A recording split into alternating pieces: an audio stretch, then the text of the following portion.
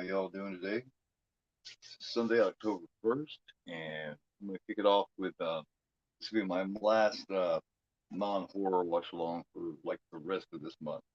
So, but it is John Carpenter's Assault on Precinct 13. So, pretty badass movie, badass score, badass cast. Of course, everybody knows his original movie done with Dan O'Bannon, a couple other people was Dark Star. But this one he kind of put together. First time you actually worked on a major film. Um, Deborah Hill was not necessarily a producer yet. She did a few things like editing supervisor, stuff like that. Tommy Lee Wallace works on art and direction, of course, in this. Cinematographer was not yet Dean Cundy. There's a guy named Douglas Knapp. This has got one of the Richards girls, Kyle Richards from Halloween. He's got her older sister Kim Richards, which was to be in Escape from the Mountain. So her, the car with Kyle. Both sisters were in the car. You guys seen that? This has got Darwin Jostin in it, like Lane Wilson, and he does an excellent job. Those of you who don't know, you also see him briefly for a couple of minutes in The Fall. He's the basically the medical examiner. He's checking out the body of the one of the fishermen that gets up and walks, and when he falls, he puts the M on the floor. So, also Tony Burton plays Wells in this. He was in the what the first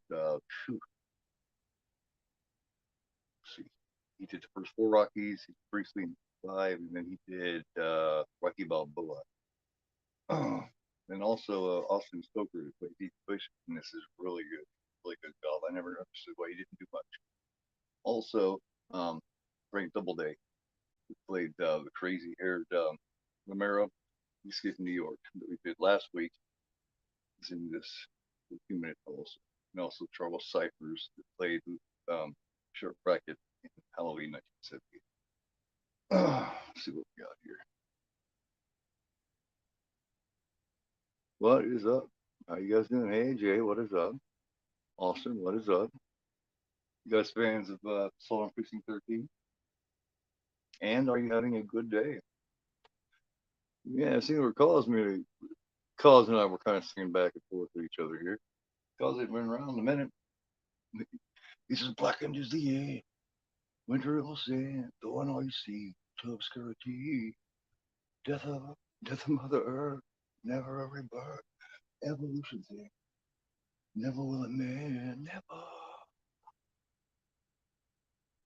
And then I retorted in with fire to begin with the dance of the dead. Blackened is the end to begin with the dance of the dead. Kawa blackened. Blackened. That is a bad song. Of course, he was making reference to my name that I used for a couple weeks there. I was in my blackened mood. Um, yeah, but I am back to being the old. Yeah, Cyphers and Halloween Kills. Yeah, it was kind of anticlimactic for him though, wasn't it? That kind of sucks. Yeah. He got his being there. They thought I am down. I'll be damned if he end up getting killed too. All these years later, what 43 years later, he ends up getting wiped out too. He's that a bitch. Yeah. But yeah, this is a pretty cool show, man. I didn't, of course, I was about six. I seen Halloween, and it just totally got me into horror. Then, of course, in 1980, 81, I seen Fog, and then I see Skip New York, and I seen Thing, and all this. I didn't see this one until way later, when I was probably, I don't know, 15, 14 years old. I finally seen it. And the first thing I noticed, man, when it kicked off, was that Heller score, man. This song is badass. This is like a pre Escape from New York type. You know what I mean? Because you get his haunting tune. You know what I mean? The ominous, the Halloween, and you get the ghostly, weird fog. Which is just good. Then you get, of course, the thing's not his. Uh, you get Escape from New York, which is it's got a haunting. It's John Carpenter, right? but it's got this badass rhythm to it. This kick-ass, like, you know, you can literally, like, you can see literally, like when Snake Plissken comes in to fight Oxbaker in the ring, you know, in the arena. um, you could easily see Snake coming out to that team. You like that would be his entrance theme. You know what I mean? So I guess this one would be them for the in the precinct, or you know, if you want to be specific about it, um, be the Napoleon Wilson song. You know what I mean? Which is very cool. I always think of it that way. Like the scene in Halloween when he's coming around the car here when the three girls get out of school and they're walking, you know, they're talking about this and you know, I'll share my science book and my math book and I'll see my English book. And I don't need these books anyway. I don't need books. But at this point, he's coming around the corner, and as soon as you see the car start coming around the corner, the Halloween theme kicks in. So it's like Michael even comes out doing an entrance scene. The same thing happens with A number one, you know, the Duke of New York. When him and his other cars, you know, with the hydraulics and the chandeliers on them are coming down the street, you know, you get that music kick in. You know, I love that. I think that is just fucking awesome. Oh hell yeah, man. Hell yeah, you can.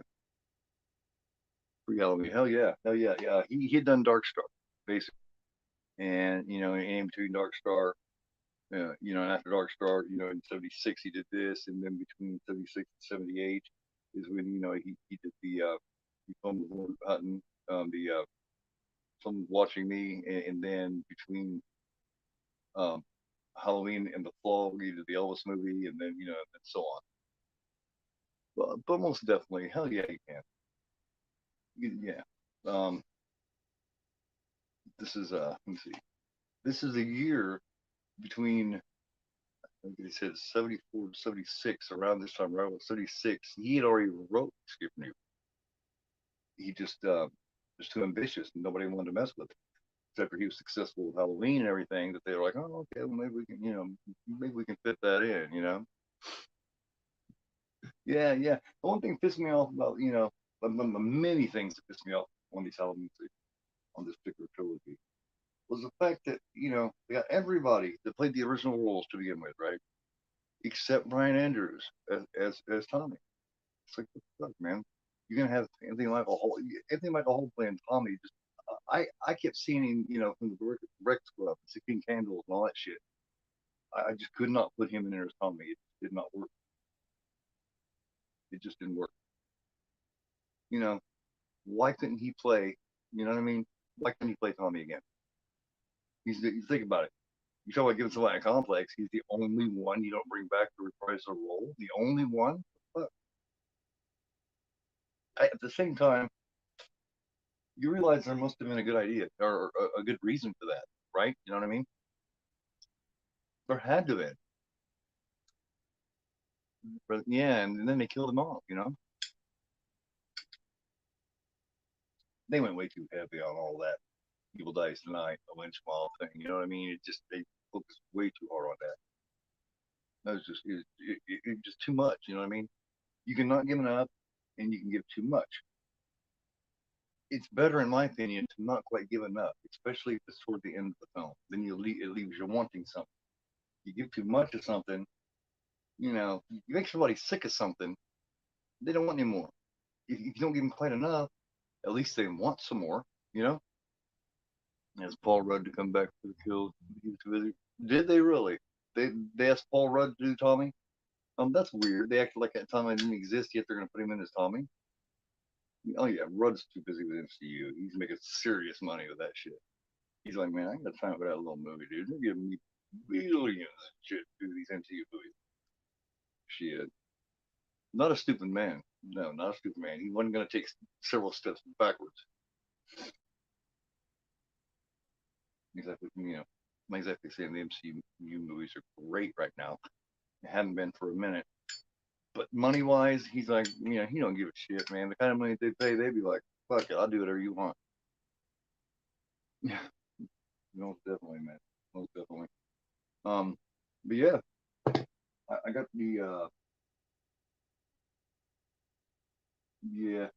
I always loved the role. You know, I haven't seen Halloween 5 and 6 very much, but I do remember in Halloween 6. I remember I remember this look he always gave, and I caught a video 2, 3 years ago that Cody Leach did, and he described, it's like, that's kind of how Paul Rudd looked throughout the whole movie. He's right, he did, and he's like, he just always had this look, he's just looking at him just like that. It's kind of creepy, really. His Tommy was kind of strange, he was. But I'll be watching Steelbook, the 4K is. I'll be watching the Street Factory Steelbook. I got this one up here too. You know, I got to show at least the two best copies. I have also have the DVD. I'll work. I got to the point in my collection where a lot of them I've had to condense down and put away because I don't have, in the room. I've got a 3,000 right here, and keeping that, I don't have room for the other shit. So, you know, thanks to you guys for coming to the Sunday afternoon matinee. I'm doing a little earlier today. The fall season's going on. So I'm not over at his mom's this weekend. He's stayed home for this weekend, so doing a little earlier. You know, for a couple of reasons. I do it from the noon 2-ish area. Yeah, Screen Factory is going to do it. I'm pretty sure they still have the rights to it. They're going to do it. Back when I did the and Horror for All show with Mike, we did those 3 or 4 episodes, where we talk about upcoming shit and all that kind of stuff. I had some news on when it was coming out. It seems like the end of this year, beginning of next year is when they're actually going to release that. Yeah. Ugh. Hopefully, with my Altered Tales, I'll be able to give a nice little change, a little breath of fresh air into the Halloween series, because my first 3 parts of the Altered Tales are going to be covering Halloween. It's going to be, I'm going to take care of, I'm going to give my own ending to the original, and I'm going to give my own Halloween 2, and I'm going to give my own Halloween 3. It's it's going to be all original stuff except for like the first couple of pages of part 1, which is called "It Was the Boogeyman." The trailers up on the trailers on my channel in my catalog and shit. That's a teaser trailer. I'm going to come out with another bigger trailer here soon. But it's basically going to be an audiobook type thing. I'm going to have music on my fixed with it and shit, and all that kind of stuff. It's going to be, script / audiobook type aspect. Best I could possibly do in my poor condition. But I have the link right here, going through 613. We paste it up here in case you don't have the copy of it, or anybody doesn't have a copy of it. You can go here, just hit this link, take you right in there. There'll be no ads or nothing like that. You can go straight in. If anybody needs any time, let me know.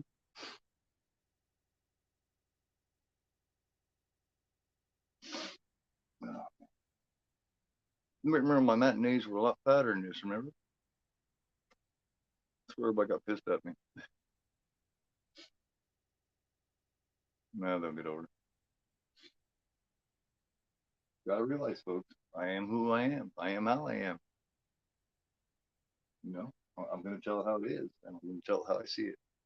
And, I'm an emotional person, and,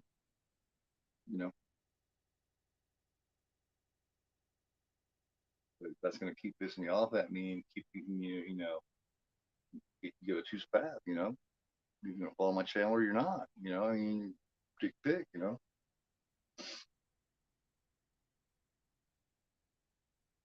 Yeah, I'm back, man. I shed my other personality briefly. It may click in at any time. You never know that. You know what I mean?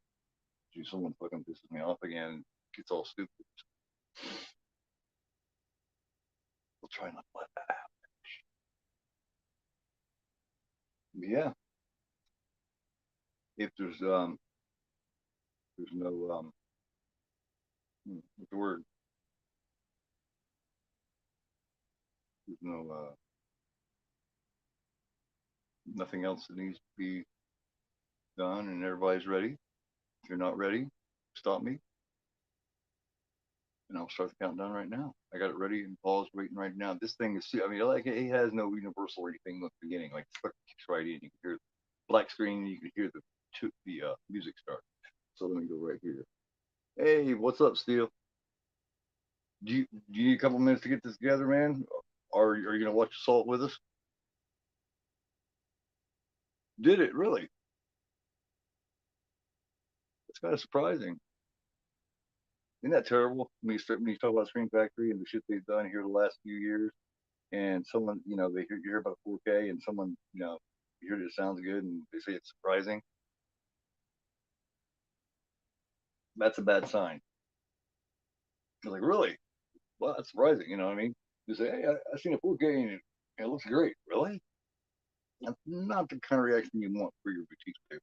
For real. But I'm glad I'll have to get it. Now, I used to get all of them, when they come out doing shit, especially with my life a lot. I've passed a lot of them here lately because I want to make sure it's good first, man. Because, they got like the most, considering what you get for 4Ks, they got the most expensive 4Ks on the market, considering what you get with them. Yeah, yeah, yeah. I heard about Platoon. I was wondering why it got so damn cheap all of a sudden. But if do you need a couple of minutes still? Um, I just put the link up there. Here, get you one more time. No, you don't have the collection you had. I don't know if you still have this one or not, but just in case, right there's a link. Hit that; it'll take you right to it. No ads or nothing, man. I'm not sure if it's on Prime or anything like that. I don't know. There you go. Otherwise, if there's no, well, I can't get a fucking word. There's no I'll just say if there's no stuff, I will go ahead and go. Flying Screen Factory. They told me that on business that he cannot buy DVDs and sell them for a lower price than what they were selling them for. Okay.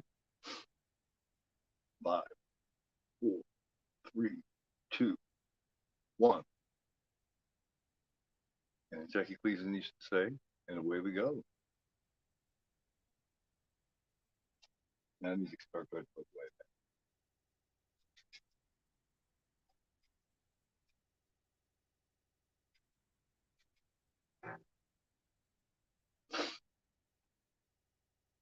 He's a badass too, man. Carpenter just knows how to make fucking soundtracks, man. He just knows what's up. He just knows how to do it. You know what I mean? He just got that feel. And this one, most of it is the horror. It's got the horror. You know what I mean? But this one, Escape from New York, has got that. You know, they believe had a bit of a beat to it too. You know what I mean? Because it's more of a sci-fi action.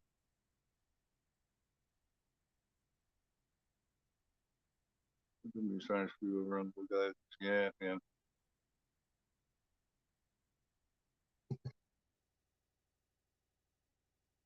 Just makes you wonder though how many of them felt that same way to begin with until the money started pouring in, and then all of a sudden they were like, you know, it's a lot easier to have a shitload of integrity when you don't have nothing and when you're not bringing money in. You know what I mean? Somehow when you get her bringing fucking money in, most people don't have the integrity or the class to keep that integrity. They sell out.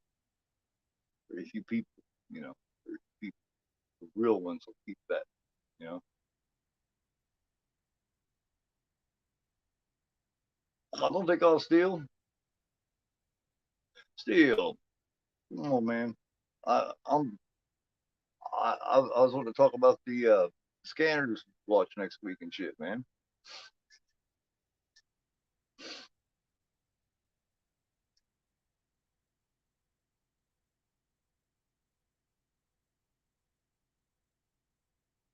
Yeah.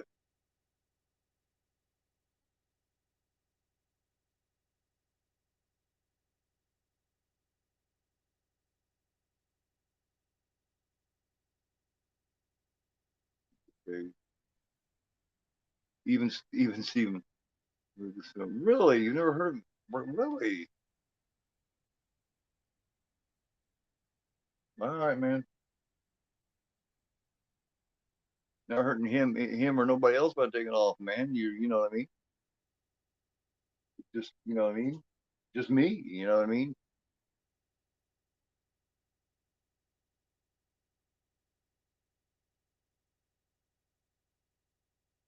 I'm the one you're hurting by taking off, man, not him.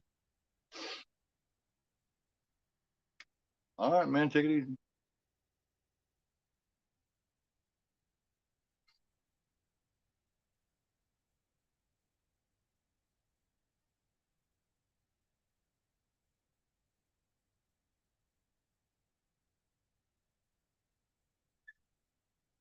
Yeah, for turn that shit down a little bit. I haven't seen this in a minute.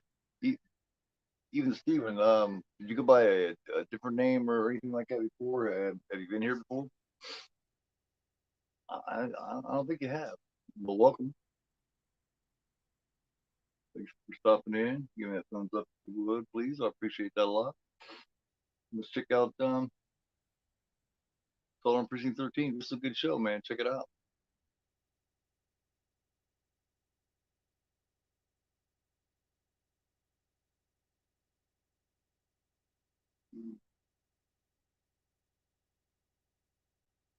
Yeah, well, yeah, that, that's between you and him, Jim Bug, man. I had no idea. No idea what's up with that.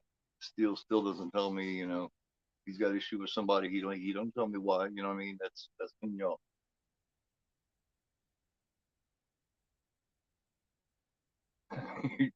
You're all right, Jay. Yeah, he just fucking just mowed these bugs down.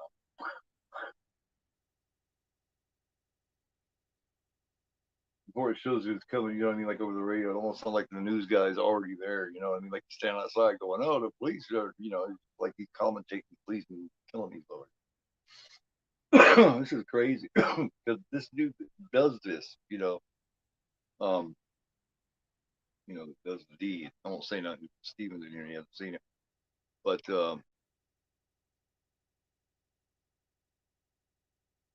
cool, man.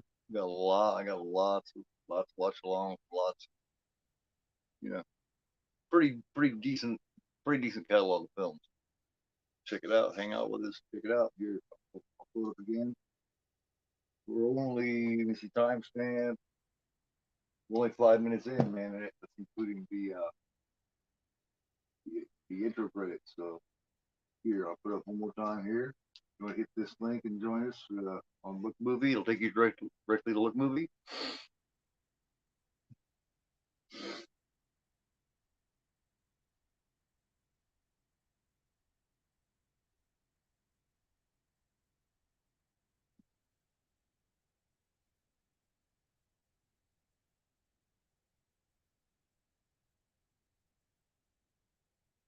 And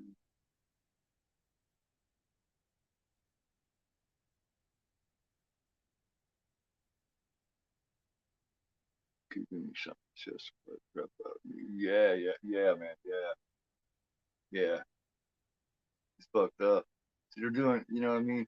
This is a gang. See, anybody doesn't know about the gang shit like that, man. They don't, they understand.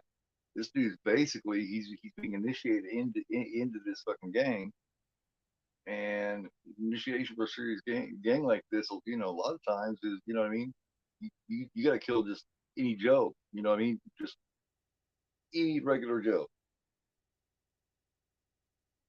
random, you know what I mean? No matter who it is. Yeah, I don't get involved with them no more, man, because as everybody knows, last time when I would get involved with shit like that or anything like that, I fucking lost it and went off and almost completely quit and left. I'll let them handle that. I'll chill over here, and but Steele and I are going to be doing finally we're going to be doing our scanner. Um, Tried to do it about a year or so ago. We were going through the Cronenberg catalog, and the scanners don't work out so well. It's my favorite. Pissing me off. So I'm gonna do this, and it's gonna be fucking badass. Yeah, you guys know what happens when I get emotional and pissed and shit, man. I fucking, yeah, to blow my fucking watches when that shit gets. And a lot, but none of that had to do with anybody else or any of these guys, man. That was somebody completely different bringing drama to my shit, man. I finally had enough of that shit, man. I'm looking at that shit over and over again. I had enough of it. Anyway, I'll move on. Um,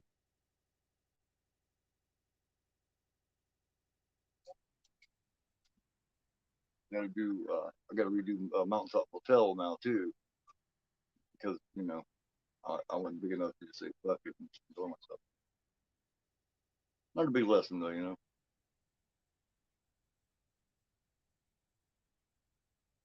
Yeah. Yeah. I I know Steel, man. I know.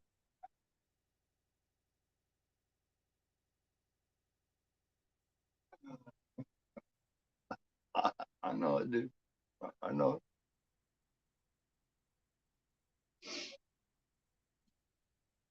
Me too, man. I totally feel you, man.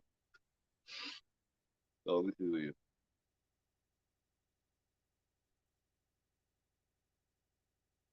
Seemed like we'd have calmed down, you know what I mean, and mellowed out with our age. But no, man.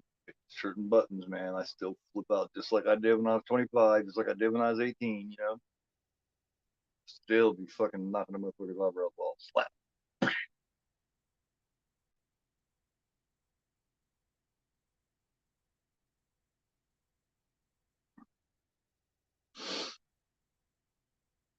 This is voice word stuff. Fuck dick. I hate people in power like that, man. That's why I'm not big on police. You know what I mean?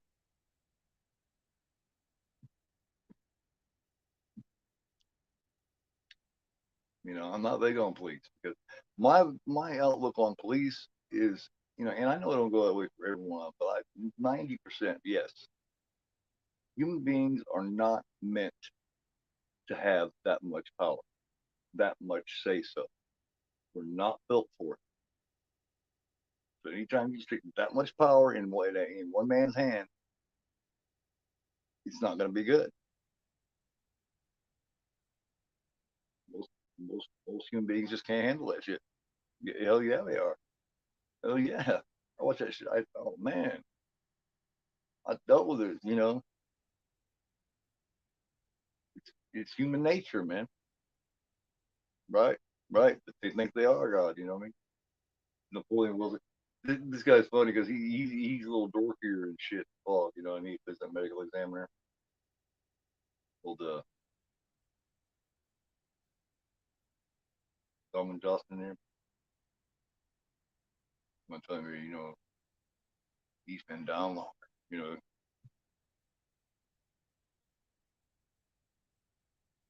know, that's what I'm saying. But you say nine out of 10 of them, in my opinion, 9 out of 10 of them, that's what they do. You know, I've met very few cops with integrity in my life. Very few. In 50 years, I met maybe two. And that ain't no bullshit, man. The rest of them, they abuse that power because they fucking can. They know they can. Anytime you put that kind of power in a human being's hands, not good shit. Shit's not gonna come good from them. It's not gonna happen. You can't handle it. Too forward, man. All of us stay out of trouble and shit and don't do stupid shit and stuff, most of us, because we know consequences. They don't have those same consequences like that. Not like we do.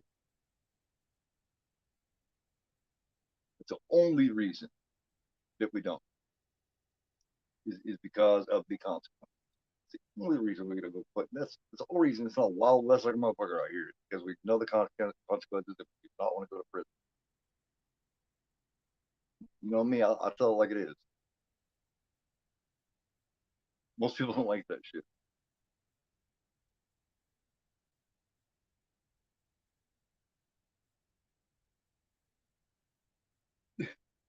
He's so cocky. He actually plays off pretty good though. Old Darwin does here. Yeah, I'm gonna miss you. Oh, he's just waiting. He's just waiting.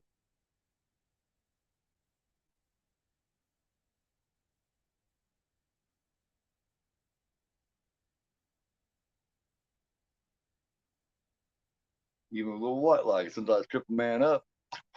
God, from his fucking ass. Yeah.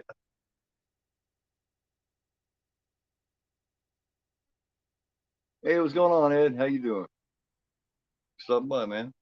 Need to learn to pick themselves more instead of yeah, run across the plate their battles. Yeah, because I remember, man. It was during the winters, several years ago. I lived in an upstairs apartment. I went down, it was like in fucking January or February, so it was really cold outside. I live in Indiana. I went down to fire the car to warm it up. I went upstairs, and when I went back down, the car was gone. It was nighttime out at 10, 11 o'clock at night. Well, I call the police. Hey, someone stole my car. The cops come there, and they immediately come in and start looking around on top of my fridge. We stand in the kitchen, start looking around on top of my fridge and shit and all this kind of stuff. It's like, what are you looking for? You gonna find my car up there? What are you doing? They were looking around for drugs or weed, just whatever. You know what I mean? That's exactly what they were doing. And they were there to help, supposedly to help me. And they're there doing that shit. It's like my car's not up on top of the fridge. You know, I don't know what you're looking for. No, it's just standard procedure. Man, come the fuck on, dude. The procedure said, go find my fucking car, dude.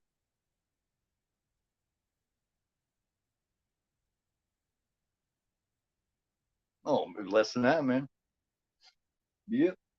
1 second. That's it. She acted for years. I remember seeing her in Tough Love. She grew up very pretty. Kim Richards. I've never seen her in though. I was real when I was real little.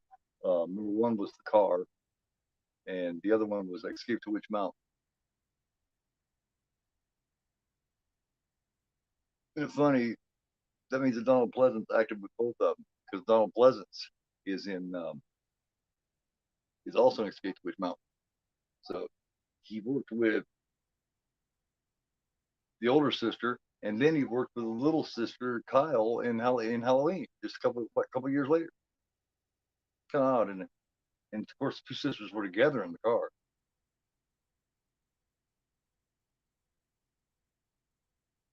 So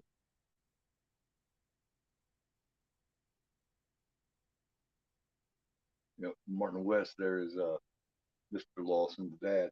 You can't blame the dad, man. I've done exactly what the dad did.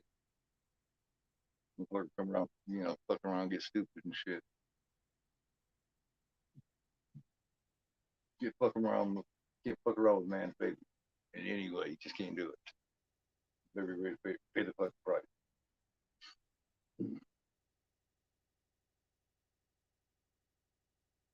There he is. There's old Romero. He looks a lot different without the makeup and the hair spiked way up here. He's a not here in 20 seconds. He dies. Come back in. He dies. 19, 18, 17, 16.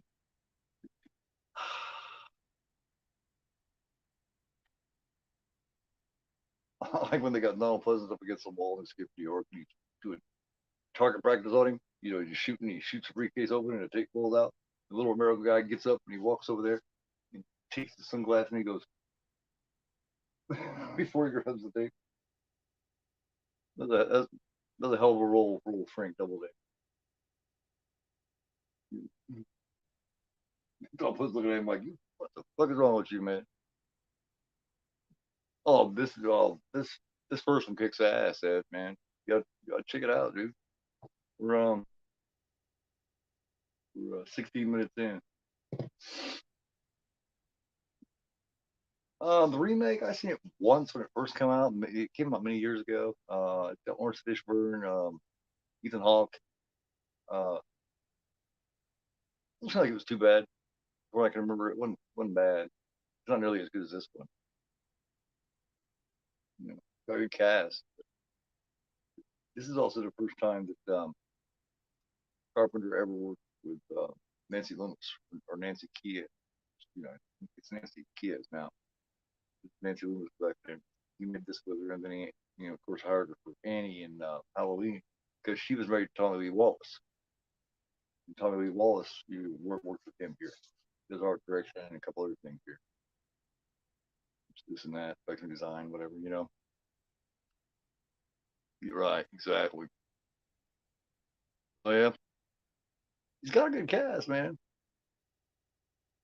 It's just not a movie. I just don't think any remake of this is, you know what I mean? This has got a unique vibe to it, man. It's a vibe you can only catch like mid '70s, mid late '70s.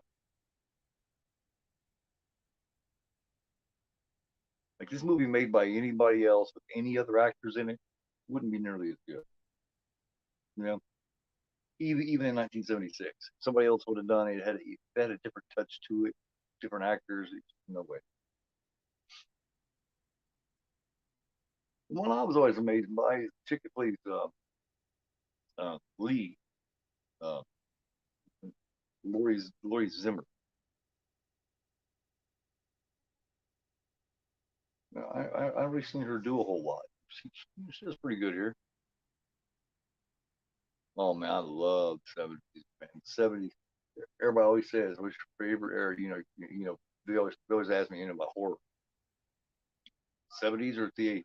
You know, you got two different things going there, man. The '80s, slashers and shit like that. '70s, you got your exploitation.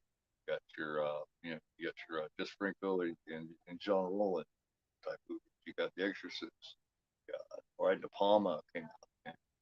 You got you know Cronenberg started then. So the '70s, it's real close, but I think the '70s had more to offer. You know, they had more to offer. Yeah, different kinds of horror. The '80s were, they're basically, they had a different this and that going, but most of their best shit was the slashers. '70s, you had three or four different subgenres going strong. Yeah, Craven. Yeah, Craven took off. Craven was doing something completely different in the '70s than what he was doing in the '80s. He was still a little disturbed and some. He just come from doing the pornos and shit, and he still had to get shit out of the system, because he come from that strict fucking Christian upbringing and shit. Oh God, oh hell yeah, the Italian horrors come out the strongest in the '70s. You know,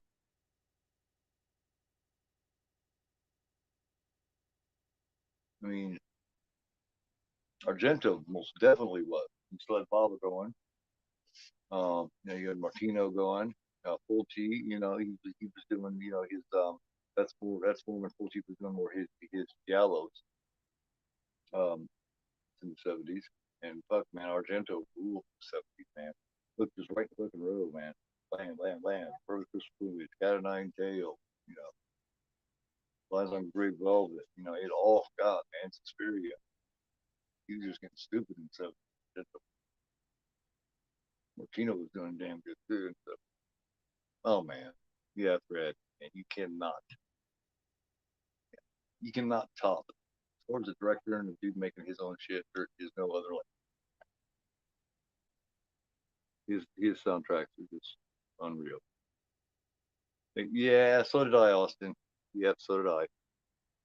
I heard some serious bitching about it, and I heard the bitching from people that I usually agree with their opinion, and that sucks. It's the same guy that said the best cut he had ever seen so far of Texas Chainsaw Massacre was the second sight 4K cut, and I completely agree with that. Man, it is the best by far. I mean, it's close. That same guy, I wholeheartedly agree with usually, said Exorcist is just fucking dreadful. Says it, yeah, hell yeah, it is, man. It is bad fucking ass. Oh, oh yeah, Goblin. Mm. You made that switch on Deep Red, I do believe, wasn't it? The Deep Red, his first one with Goblin, the same year, so about '76, I do believe. Like Deep Red was first one, if I'm not mistaken.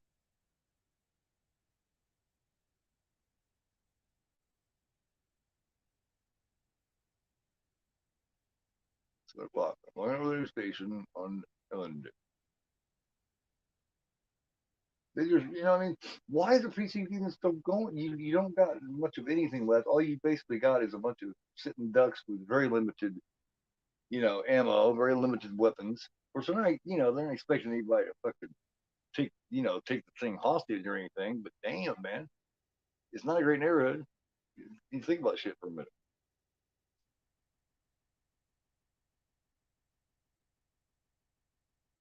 Exactly. I understand why this place is still open. Exactly.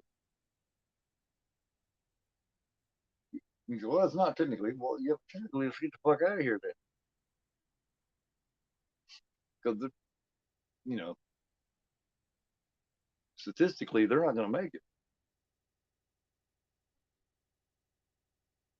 Yeah, yeah. Yeah, it ties together really, really well, too.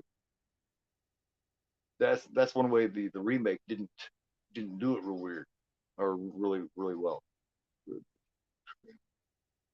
Yeah, but that's just started lately.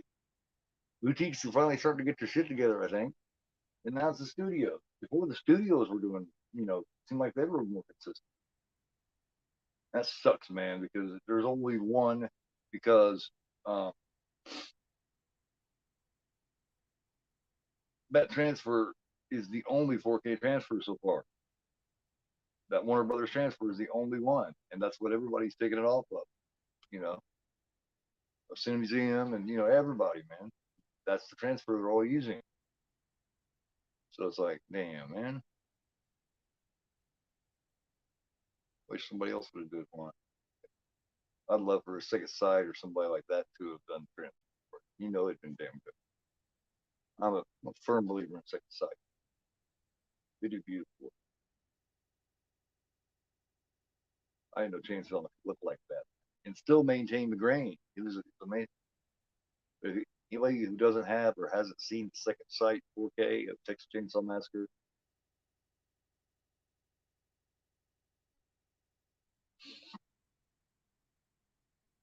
look it off. I didn't know it could look like that. I didn't know the van was actually supposed to be that color. You know, I didn't realize it was that shade of green. You know what I mean? And the nighttime shots, like when she's running from him, and she's running toward the gas station there. As it running through sticks and all the branches and shit. You know how hard it was to see. It was so dark. You could see everything. The grain is scrubbed out there. Yeah, yeah, yeah. And I already got really nice one pre-ordered. Package and everything was fucking great, but the film was like shit. What's the point? Paid 90 some $100 for fucking nice packaging. I guess I don't know. It's the one I got the one pre-ordered that looks like it's like purple and it looks kind of like a Bible. Like it sold out like really fast.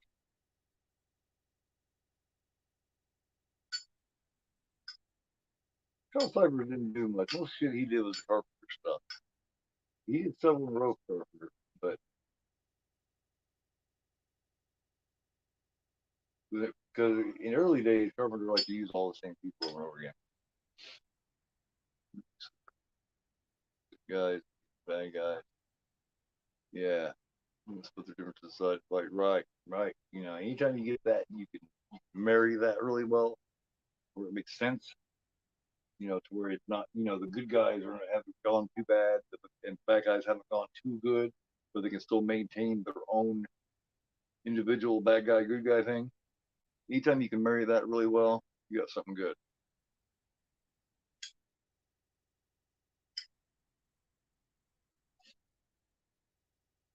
Yeah, Friedkin. I love Friedkin. I love to hear him talk, and really sad that he died. But he had this fascination about going back and scrubbing up and cleaning up his films and making them look like almost like clean almost like a cartoon. You know what I mean? He just had this. He was so OCD about his shit that he thought everything looked bad, and he just wanted to make it look perfect. You know what I mean? And so those imperfections and that grain that makes it look so cool. You know, you just need to leave shit alone, man. Okay, you know, If it ain't broke, don't fix it. You know, the old rule, if it ain't broke, don't try to fix it.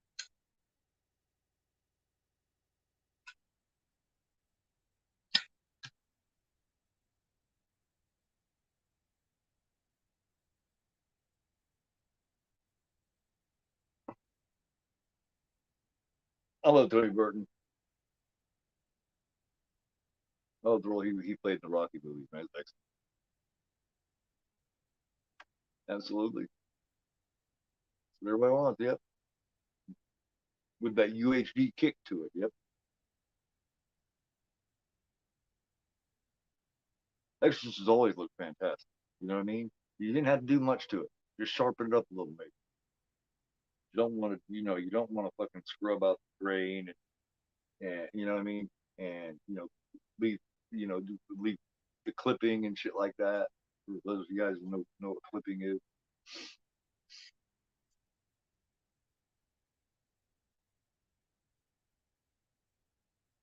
Positive though, I heard that the sound is excellent.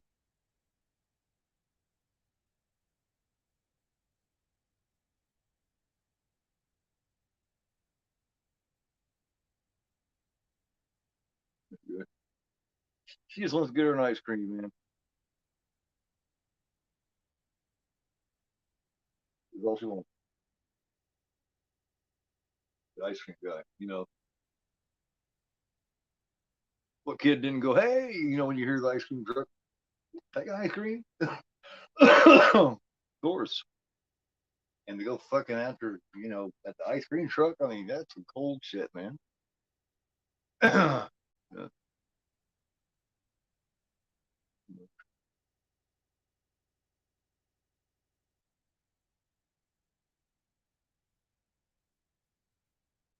Oh, you can really? I had to design my own bandana. You know what I mean? Give me a agoraphobe bandana. You know, Great color coordinator too. See, I always go, three shades of purple, or I'll mix, what I mean, certain colors. Sometimes I'll do red, white, and blue. Like today, I'm going gray in my head. See, I got white here, black here, charcoal gray on my head. Mix these two, you got this. I'm color coordinating. I love to color coordinate. My shit, man. I don't seem like the kind of guy that would do that, but I am. Look at this sweet little kid. Can I get an ice cream? Get a nice looking, just grin on her face. Just a sweet little kid. He sets up this scene so great, man. You just see this cute little kid getting ice cream, and you're like, oh, that's cool. But you can feel it's almost like watching Hitchcock. Them going by like that, that little bit of music going in the background. He's setting you up. You know you're being set up for something fucking bad. It's like we all know there's danger. We know something bad's about to happen, right? But the characters have no clue that something fucking horrible is about to go on. You know, Textbook Hitchcock. Man. All right, man. That's cool. Appreciate that. Thanks. Uh, oh, hell yes, man.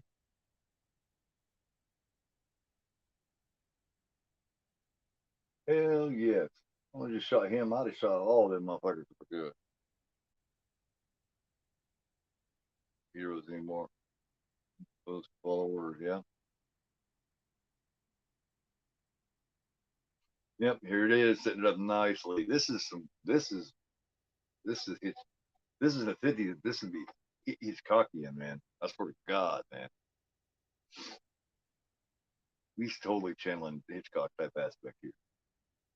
You know, where everybody knows there's danger coming. You know what I mean? That's classic. That's Hitchcock 101. Where we all know there's danger, but the characters are just running about and having a great, you know what I mean? He used to do that all the time, man. Still showing his influence here. Still shows it today. See what you want about him being a pervert or whatever, and harassing fucking. But he's a great director. He's a great filmmaker. Oh yeah, oh, man, you knew that Ice Cream Man was good. But I bet in 1976 people were shocked to see the little girl did it.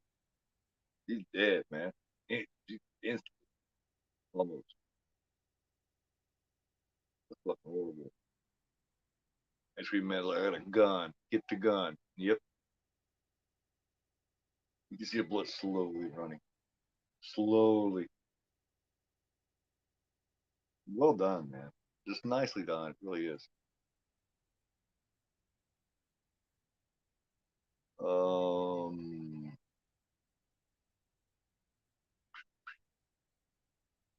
Either Instagram or Twitter, man.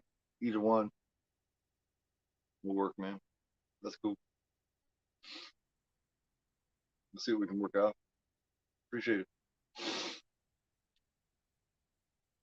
Instagram or Twitter. I don't fuck with anything else. Instagram, Twitter. I don't even do Facebook much because there's way too much fucking drama going on there.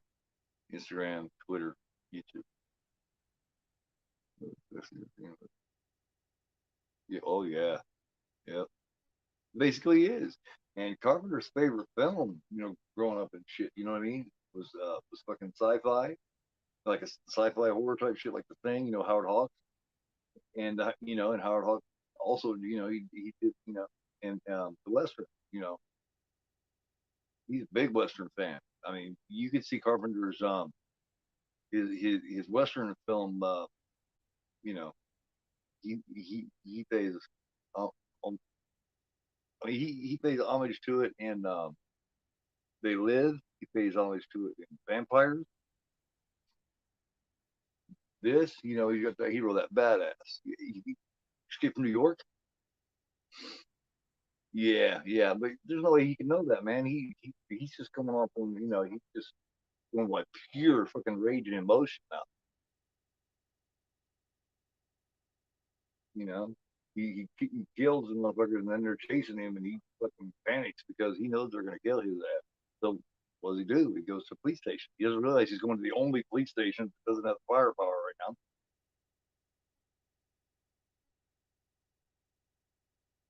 It just having, leads them all right to him,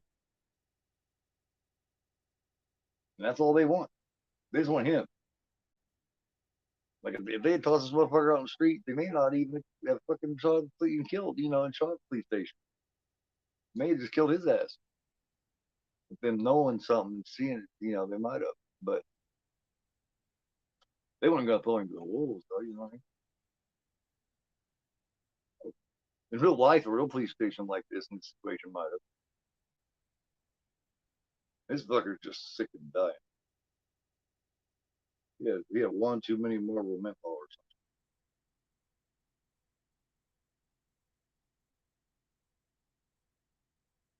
something. Yeah. They're desperate when it gets to the point to where they're pulling the prisoners out of the cells and handing them a motherfucking gun. Especially somebody that's like this Napoleon Wilson is supposed to be a real fucking badass.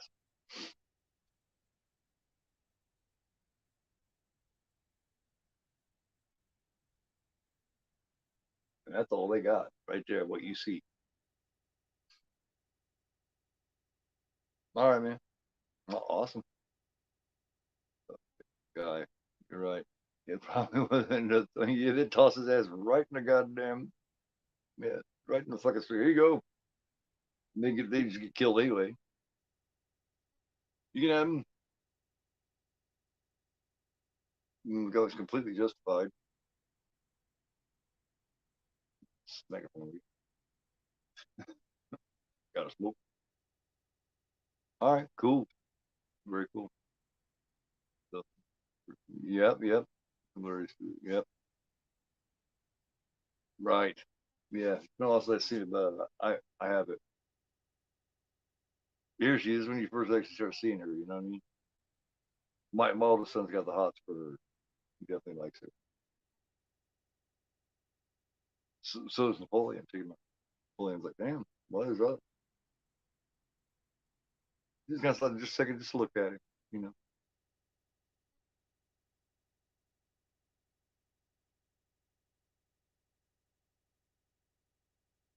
a little bit of that, honor among thieves type attitude between them two, between old Napoleon and Wells.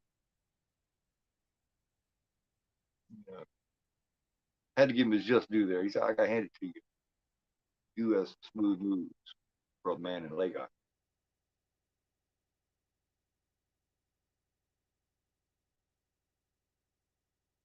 Dude, shit, man. He just takes him the fuck down.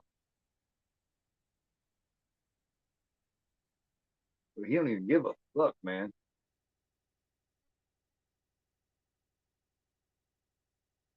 The other dudes just took the fuck off.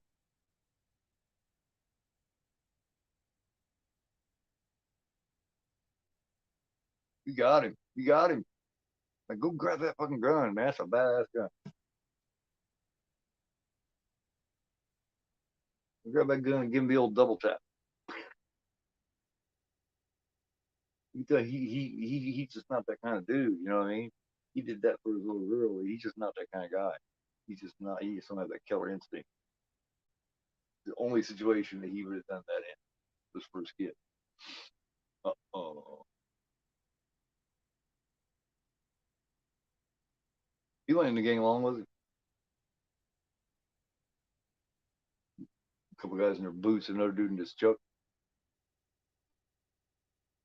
And they go to this phone booth. Man, you don't stop in that damn phone booth. I'm going to see you from all the way in a phone booth. Mm-hmm. Yep, he's carrying a gun.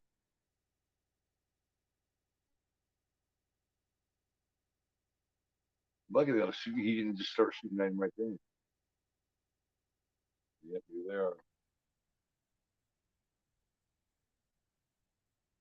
I'd rather do that. Do you know? I'd grab that dude's fucking gun and be ready to shoot people. Shoot them too. You were there. You had something to do with it. You too, bitch.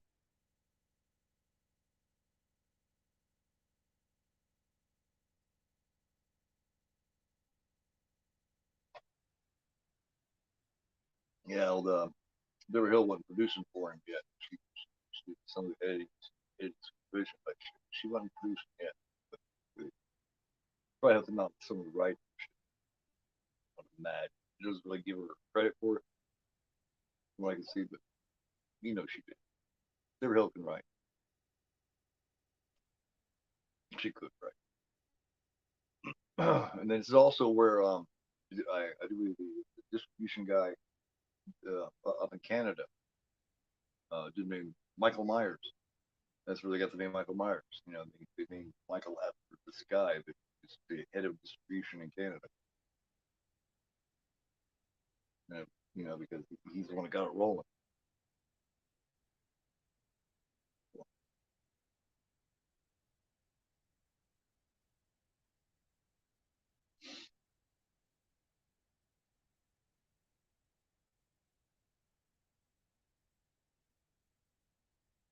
He's on a coffee break. I'll get him off the coffee break. There she is, Nancy Lewis. She's always got this look on her face, like, you know what I mean? She's just a sassy chick. She, I can see her in that role as Annie. I can see her being a lot her at because just like in the fog, like yes, Mrs. Williams, and she says, you know,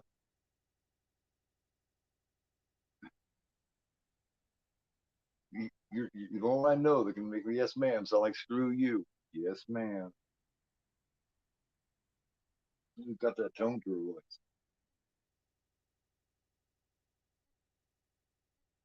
like El Jerko. You kept calling Paul El Jerko. That's hilarious. She's sassy. She's always my old son's favorite in Halloween. My favorite was always PJ Soul. I just love Linda. She just kills me, man. About as smart as a rock, but you know, I just like her. That's the attraction, you know what I mean? My favorite character. She's a real bitch and Carrie. I like her character in that too.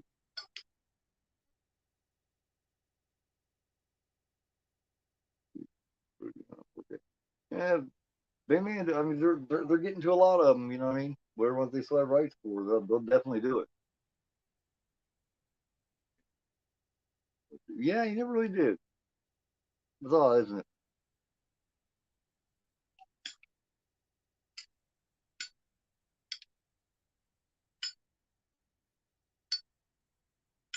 yeah, the yeah. That's what I was talking about. Fred played the medical exam, and he's just like, "Did you say you're fine?" Blah blah blah. He's like, I seen Dick Baxter, last week, and now he's looking like he's been underwater for a month.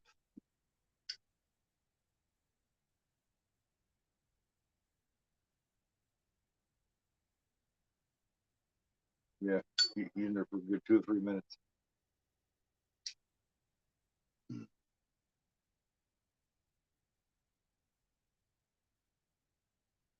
Yeah, yeah. That's the cool thing about Western. You can do an older Kurt Russell. You know what I mean? With still a bit of a swagger to him, and he fit perfectly in Western. Because in Western, you got motherfuckers all age. You got teenagers all the way up to old men. Western, yeah, that was just the way of life. You know, he'd go that big ass mustache he had in Crazy Eight. You know what I mean? And it would fit. Or the mustache he had in what Tombstone. That would work, man. What's the name of the guy? Yep, yeah. You could ask Dick Baxter. He'd go out with you. I just go out with Ben Tramer. Ben Tramer. I knew it. See, you do think about things like that, huh? Look, he's cute. Ben Tramer. Yeah. You could ask Dick Baxter. He'd go out with you. No, I really don't. I always want to see Ben Tramer. I just want to. I just want to know what he fucking looks like. I want to know what Paul looked like because the voice they use for Paul, on the phone, when him and Danny talking, that's John Carpenter. So you know what I mean. But I can't picture Paul looking like John fucking Carpenter. Even back then, you fucking lose it. You're like, God damn, man, get me out of this motherfucker stuff. These motherfuckers shooting in here. Oh my god, you don't want to be a sitting. You don't be locked in a cell with fuckers shooting at the building. Holy, apparently did not like that. Yeah, sometimes fun, I guess. Throw it and take it from the God, they together forever. God damn. They got together what when they was making the swing shift, mid '80s or so. Uh, he raised her daughter. She's more of a dad to him than a real dad. Kate Hudson, yeah. That's who she refers to as her dad. It's Kurt. They never got married. As far as I know, they never got married. Well, they hung for Russell didn't.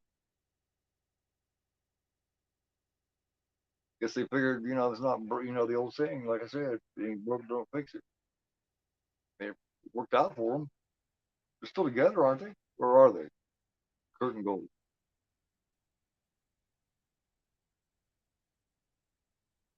Last I heard they were. They're just tearing out up, man.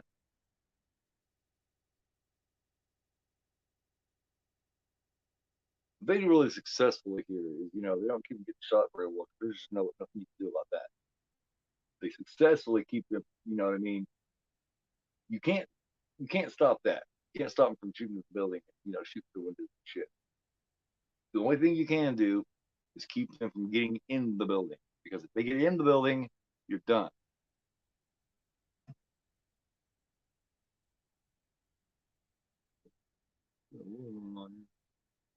Yeah, yeah, yeah, definitely, Chris.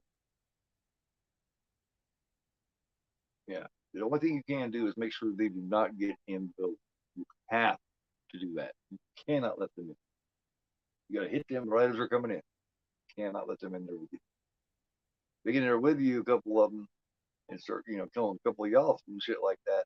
Then they can go to those doors, and secure it and let the rest of them in. And then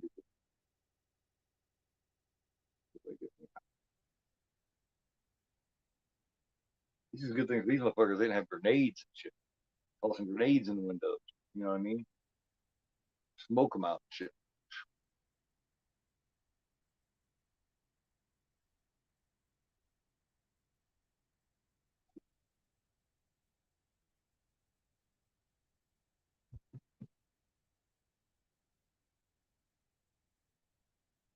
Yeah, that's true. That's true. Kurt went through that nasty divorce with Susan Hovey. Those of you who don't know who Susan Hovey is, she was briefly in Escape from New York. She was like a prostitute or whatever she was. She was in that diner, gets snatched up by the people through the floor. She's also in a movie with Wings Hauser called Vice Squad. That's a pretty good show too. Well, these days I'm gonna do Vice Squad on Sunday matinee.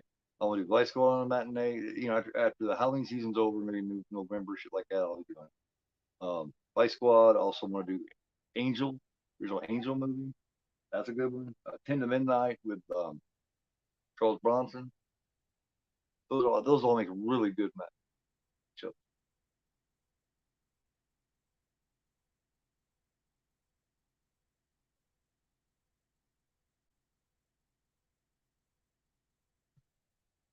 Yep, she's played Priscilla. Yeah, exactly. Exactly. Yep. You got it, man.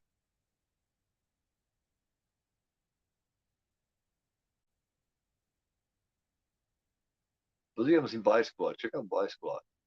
Vice Squad's a good movie. It's really good. It's got that, it's totally 80s. Yep. But Wings Hauser plays a character in Ramrod. And he's like a psycho pimp, man. He's a mean motherfucker. He's cruel. He's a cruel fucking person. Just totally fucking just sociopath.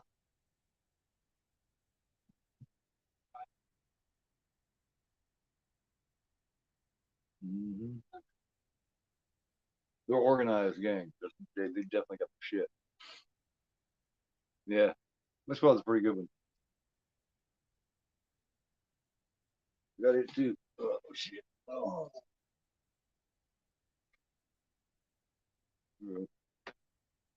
There he is. Ramrod. And then there she is. He's number.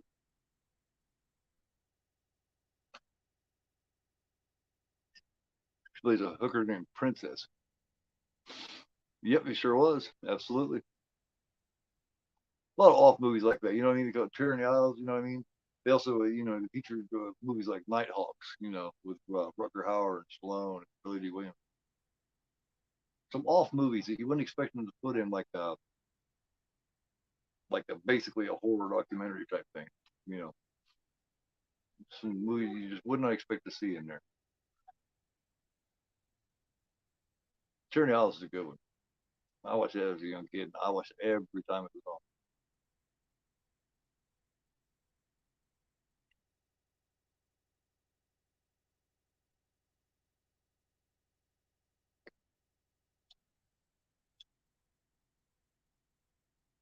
Like how it was happy. Part of it was narrated by Donald Pleasance, and the other part was narrated by Nancy Allen. I love Nancy Allen. She's one of my favorite favorite actresses in old school films. She's right there with PJ Soul. You know what I mean? Linnea Quigley for me. Got all their autographs. I got a nice picture of Wednesdays. I'm gonna show off that picture. It's almost to the point where I can't. It's a nice signed picture. You know what I mean? She's nude up here. She's got her arms covering her boobs. Nancy Allen. And it was taken. It looks like it was taken right about the time Carrie, somewhere between Carrie and maybe Blowout. That era, in between those few years there. Maybe around the Dress to Kill era. I was a big fan. Yeah,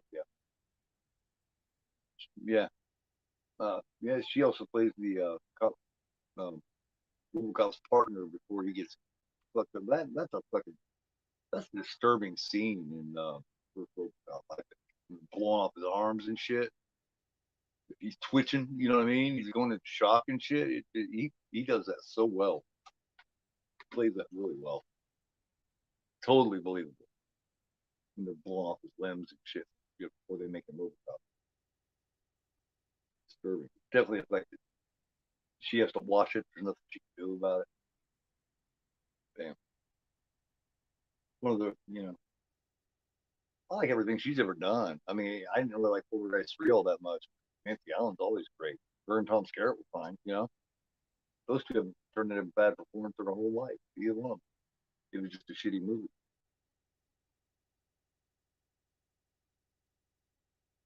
Well, you know, oh, horrible. There's much worse. You know, horrible. Not really good either. You know,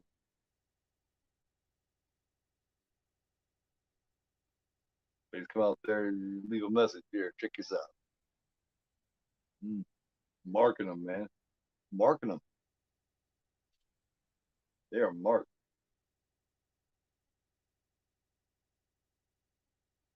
What does that mean? I'll tell you. I think it means you've been marked. Yep, exactly what that means. Siege. This is a goddamn siege. Oh, yeah, that line. Yeah, that line's famous. It's a siege. It's a goddamn siege.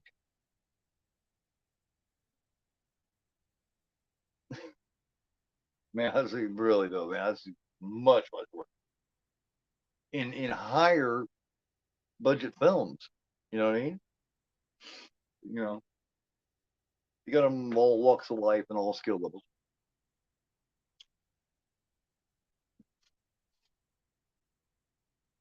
Yeah, yeah. Well, I mean, like I said, Poltergeist 3 is not great either. You know what I mean? I think Poltergeist 2 is a little underrated for a sequel. You know what I mean? I think it's better with Black. Like that old man. Oh my God, man, he's a terrifying old bastard, isn't he? God is in his holy tent.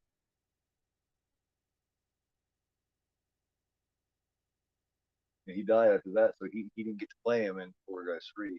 It'd have been more effective if he was. But he was the scariest thing in the whole series. That old man was.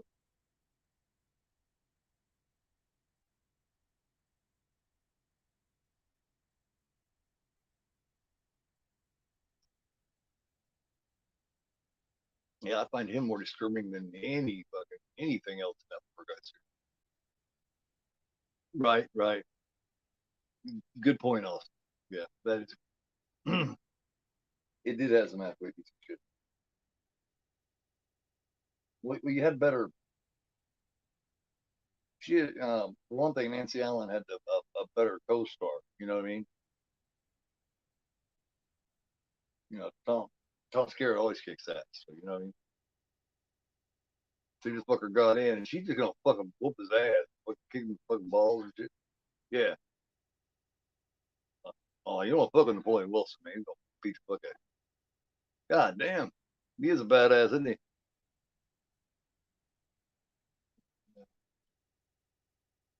Yeah, yeah. It made him look very dead.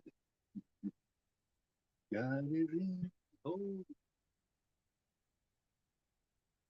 I remember what was he says, but he's real intense about it. God damn, what is it he says? Child. It's been a long time since I've seen poor guys too. Oh, Tom, no, Tom Skerritt, you know, he's another one that never turned a bad performance his whole life. Ugh. Like, you know, Keith Richards, man, Keith Richards looked like that since like the fucking late 80s, early 90s, man. What do you mean? That fucker should have been a long time ago. He's walking around dead. I truly believe he is dead. You just don't know it yet. You know what I mean? Like the old guy in the Tales of the Dark Side episode. You know, he finally has to sneeze and blow his nose off before he realizes he's dead.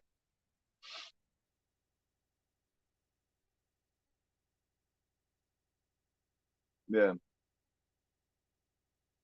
yeah, yeah. Twilight Zone.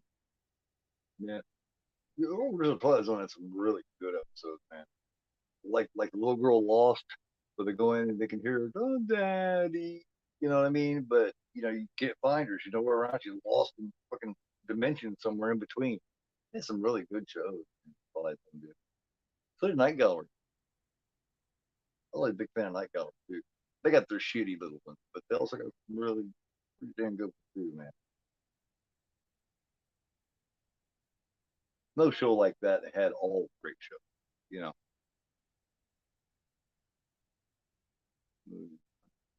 Yeah, man. Yeah. Yeah, as they're coming in windows, man. That immediately gives you the edge. If you're already in the building, just like having all the lights out, they can see out what's going on out. But a lot better than the people outside can see in. You know what I mean? And if you're coming in through the window, you're a sitting duck, man. So they got at least they got that advantage. They can catch them as they're coming in. There's no safe way to come in that window and come up with a gun right there inside waiting to come to the window. You know, they need to come up with some kind of a strategy or something. You know, as long as they got firepower, they're gonna, they should be able to stop. Oh fuck! I'm gonna fucking. He sees me. Was like, oh,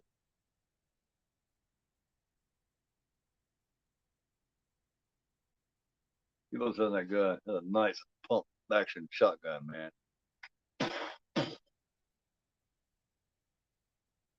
That's nice. Hell yeah, it's working together. And Napoleon Wilson's still a bad guy. You know, and Bishop, he's still a really good guy with integrity and all that. Yeah, not only did he serve with the zombies. You know what I mean? You got the gang instead of, yeah, you're inside. You know what I mean? You're in anytime you're stuck in a place like that. I love shows like that where you're stuck in a place and you're trying to keep people from getting in to get to you. Those usually, those usually turn out all right. Shows like that. Green Room kind of had that feel to it too during part of it. Everybody who's seen Green Room, those sections of where they kind of did that shit too.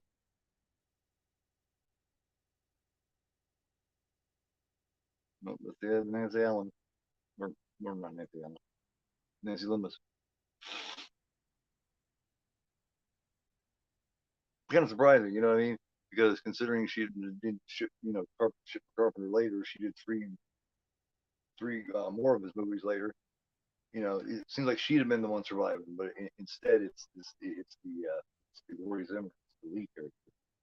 It does, she's the main, she's the female lead in this. Yeah, hell yeah, Patrick Stewart, yeah, and it was hard to imagine until you seen it. You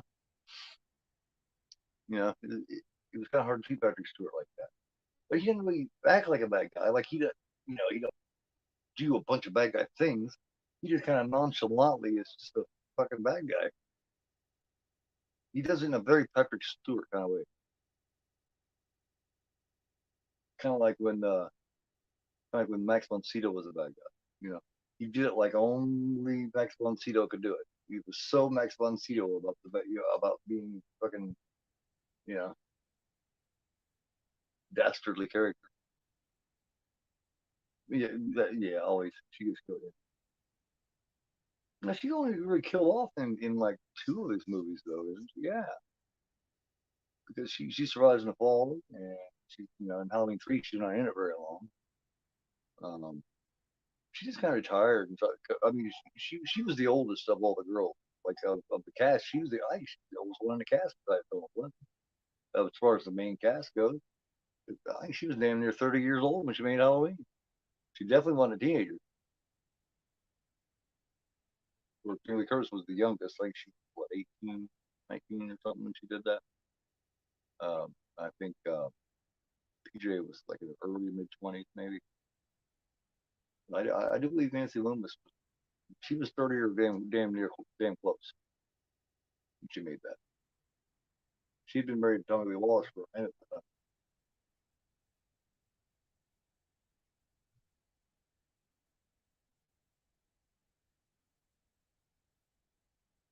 That's cool, man. That's very cool. Hey, Jay, you can say anything in a few minutes here. Just watching the show, hanging out, listening, just hanging out. Very cool, very cool.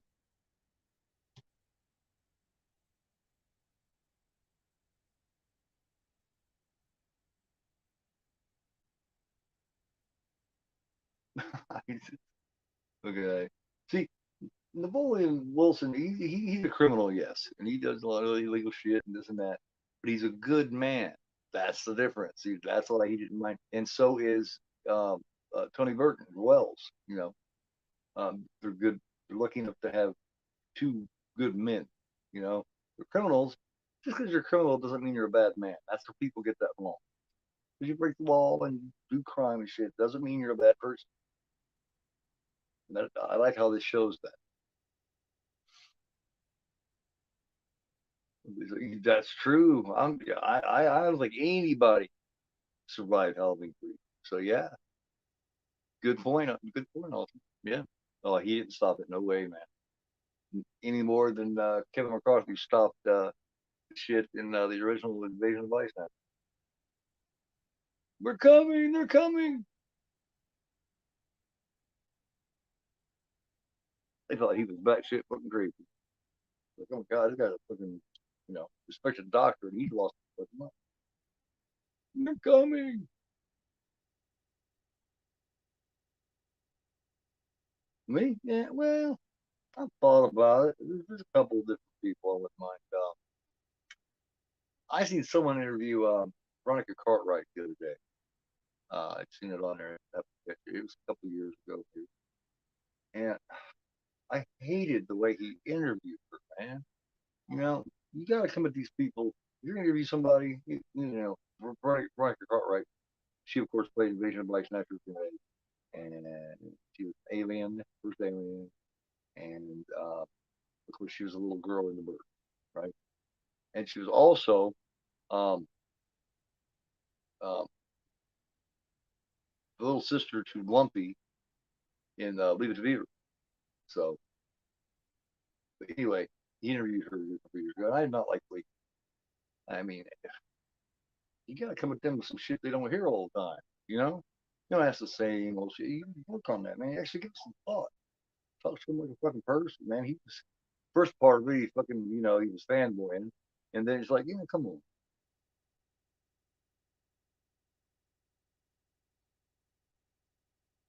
Yeah, yeah. I mean,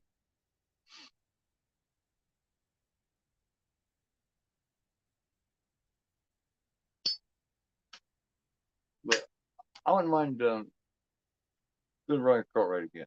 She was, she talked a lot. She's a good interview, even with the guy doing a bad job of, leading the interview. So I wouldn't mind doing it. I also thought about getting the dude to play Russ Thorne in Slumber Party Mask. Dude played the killer, the driller killer. There's a couple of people. If I do, if I do people, it's gonna be people that no one's fucking seen. You know, the people, people that you haven't seen an interview with 100 times. You just wouldn't think of interview. Like for instance, um, oh god, I forget her name right now, but she played Deborah. Here it is. She played Deborah in Just Before Dawn. She's the final girl in Just Before Dawn. She's the one that takes her fist in her arm and shoves it all the way down the dude's throat and kills him like that. Excellent. One of the best final girl performances I've ever seen at the end of Just Before Dawn. I wouldn't mind getting her in here and talking to her. Her name's Deborah Benson. She's still alive and everything, and would fuck with it and do it for free. I'd love to interview her because I don't think anybody's ever interviewed her. She's got an iconic kill on that fucking killer and just put on. That's one thing she can do. Marie's got her crushing her in the bear hug, and she just fist and arm all the way down the throat, smothered.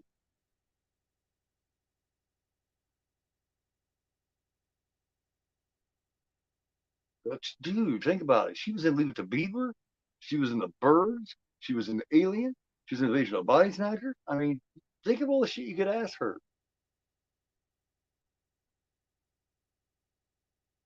Yes, yes, yes, absolutely. He did Cigarette Burns, and Right to Die or something like that. Yeah, something like yeah. I think that's the two he did.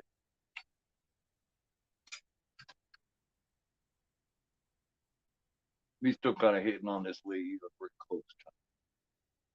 And she just keeps looking at him like,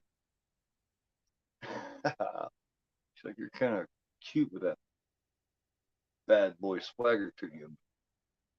You ain't getting none of this, motherfucker. She knows she wants it. She knows she does. She knows she finds him sexy with his bad boy fucking swagger. Chicks like that shit. Chicks like the fucking, especially, you get a pretty boy that's a bad boy. Women love bad boys, pretty bad boys.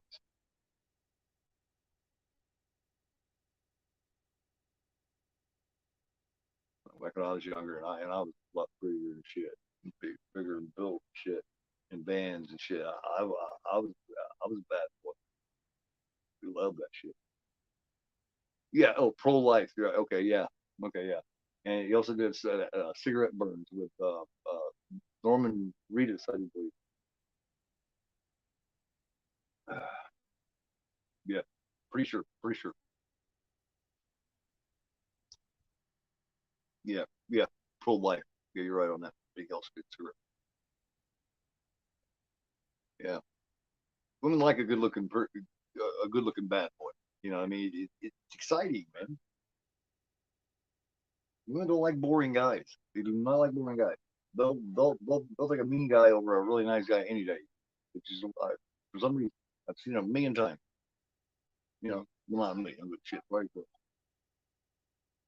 And we can't find it. They can't even find the fucking place. This is the bumbling cop situation of this movie. The '70s were big on that, man. '70s, early '80s, bumbling cops and everything. Look, man, even horror, Last House on Alaska, some of the most bumbling cops you ever see.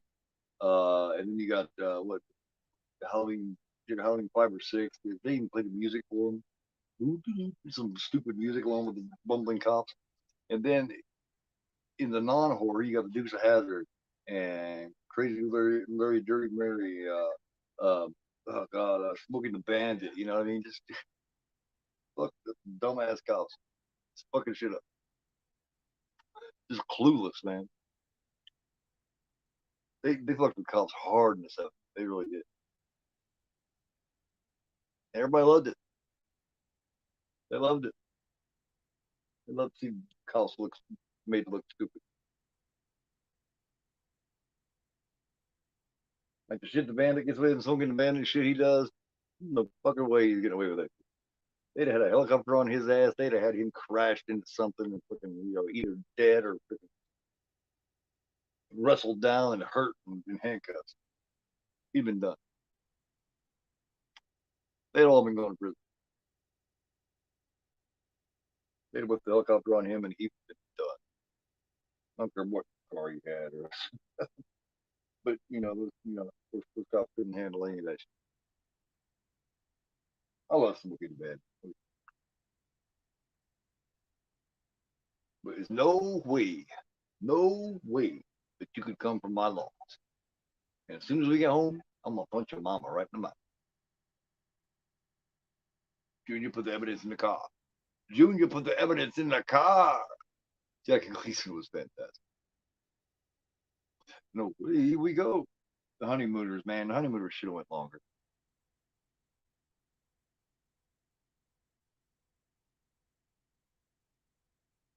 Bam, to the moon, Alice. And he always, just backing down and, becoming just a big fucking softy. Alice had him every time.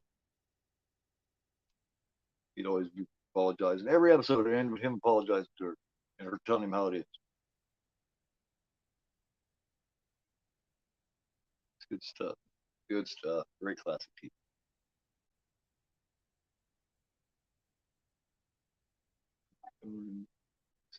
That's true. Yeah, when he kills old Wells, yeah.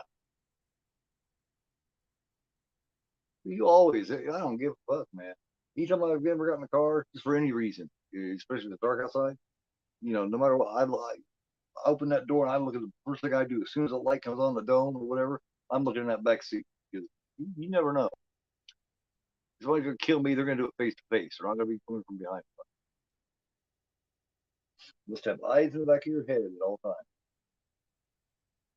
look where you're going, and then look where you work. You know, I mean, look behind you. Where you're going and where you work all at the same time. You can figure that out. You survive. Somewhere. You do all right.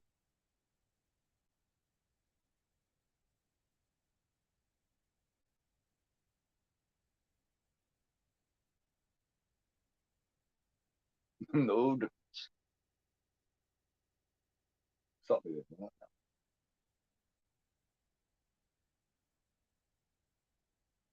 They don't have much of a choice. We got to get somebody out of there to get some help. That's why. That's why he's not stopping him now. Because he knows, somebody's got to go out there and do this.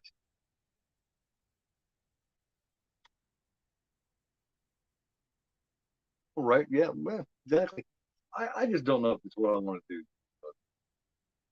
I just don't know. Everybody's into this doing this interview thing, and I just don't know if it's me, man. Um, I thought about it. I don't know. You never know. You never know what I'm going to do. You really don't. You can,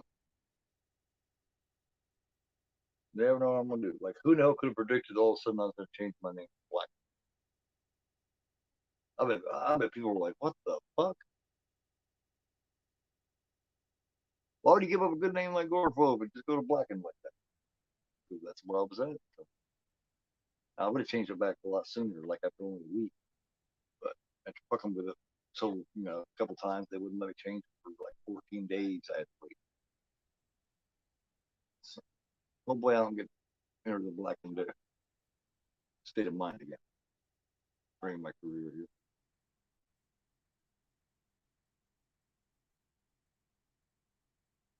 And he stopped him before because that's very dangerous what he's doing. But they ran out of options. So like she's got a look about her. She's like,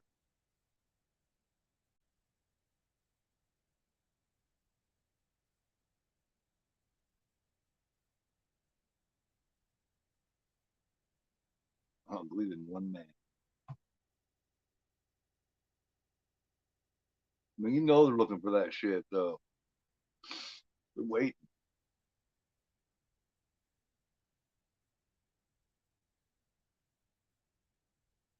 for it to be safe, man. But you don't know that he's clearing front. Sure, those trees, there's gonna be motherfuckers behind it. You ain't gonna see nobody behind them trees. I mean, the way you could tell him for sure that it's cleared.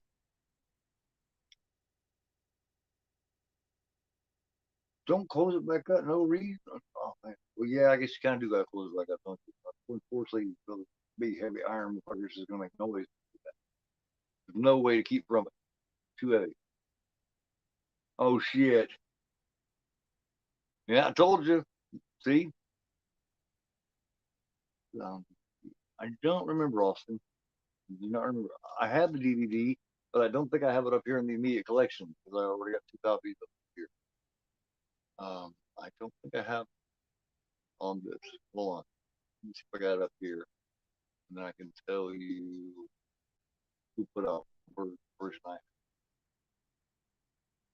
No, I don't have it up here. Nope, I have it put away. I do not remember who made it. Who can tell you? That's oh, I have a stack of them up here. Hang on.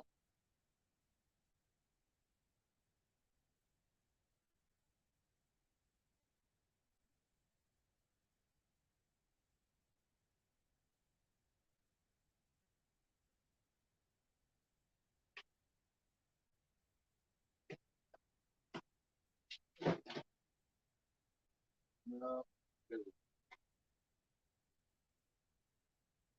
no, I don't have it where I can get to it. Nope. No, I don't have it where I can get to it real easy. So I couldn't tell you, man. Unless it's in this one of these two stacks over here. I'll check that out. Here in a few minutes. Before I end the stream. Yeah, I see. I think it was on HBO or some shit or something like that. Cinemax or something like that.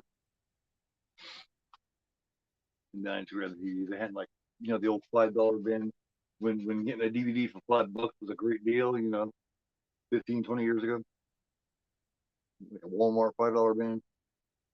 That's the version that I grabbed first.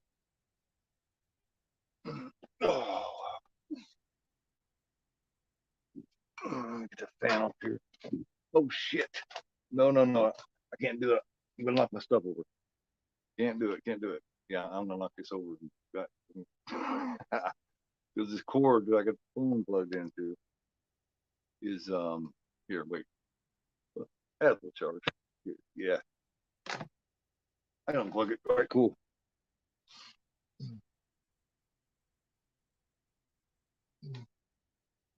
Oh shit. Where went? Whoa. Made a mess here trying to figure this out. But I can get to the stacks now, and I can see what's in this stack. I got 2 stacks of them right here as I stand. Oh, it's not there. You find some really interesting stuff here, though, that I haven't never showed off that I have. Like Midnight. And another more rare one. Clown at Midnight. Oh. And let's see what I got here. Looker. You guys ever seen Looker? That's a pretty good show. She's a looker, that's what they say. She's got it all, yeah, she's got it right. She's a looker with a beautiful face, always on display. Damn, I don't think I'm gonna find it in these stacks either, man. Another version of Not Even Dead. I got lots of those. Oh, a couple more pieces here, stacks, and I'm not seeing it, man.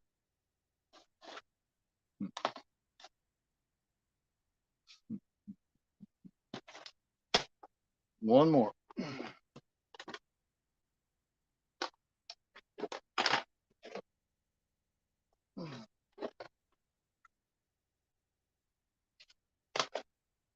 Nope.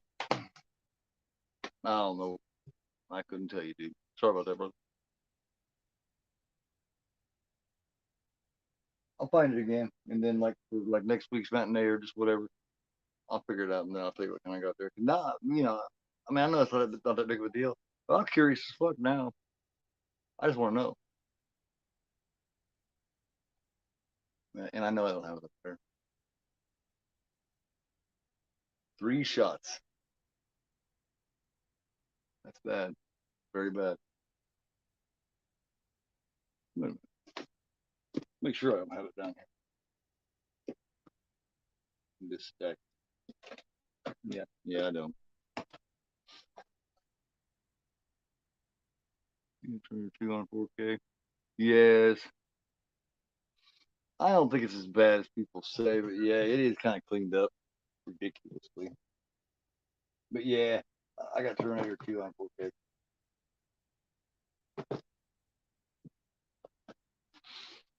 I mean, it could be worse, you know what I mean? They do got looking kind of cartoony, like so smooth that it's, you know what I mean? That's the problem with it. It's just so smooth, man. It makes the CGI, which is CGI was way ahead of its time in Terminator 2. Like the original cut of Terminator 2, there's still CGI that doesn't look as good like now as it did in 1991 when Terminator 2 came out. It's shit's still better than what they got CGI wise, I think. But they got smoothed out so much that the Liquid Terminator, the T1000, just looks cartoony. You know, on 4K. Cameron's supposed to be doing his his own 4Ks. He's supposed to be finally doing them. He's supposed to be doing the Terminators and Titanic, uh, the Abyss, I do believe. So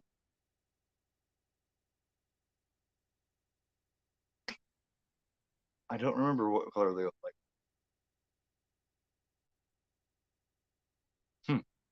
I don't remember. To tell you the truth, couldn't tell you. Hmm.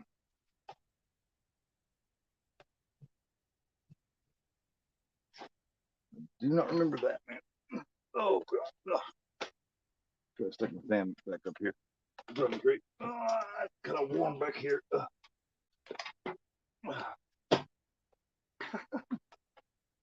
This is all hooked up, man.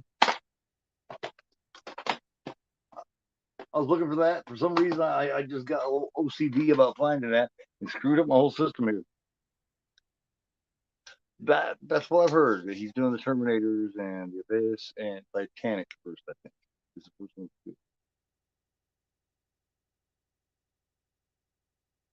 Because none of those have a 4K. Well, Terminator 2 does. You know. But he's wanted his own cut of it because everybody bitches about it. I don't bitch as much as some people. This is really smart. See, this is where, if you're in a cop station and stuff, you got a really good criminal on your side. You know what I mean? That knows how to get this shit accomplished. Because without Wilson, they had all been dead. No doubt about it. This copy of Solar Precinct 13 in Steelbook, man. That's I don't remember if it's a 4K transfer or not, but it looks really nice. Like it's hard to imagine it looking too much better, Nice color grades, man. You know what I mean? They're in the dark right now, and you can still see everything really well. Yet you can still tell it's dark.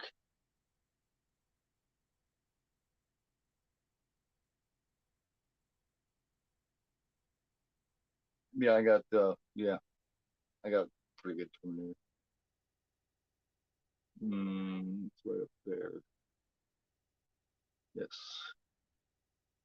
and I also got I got a pretty good Terminator 2 Blu-ray too. Terminator 1 and 2 both got I got two good Blu-rays of them. So what two Terminators I have to this day.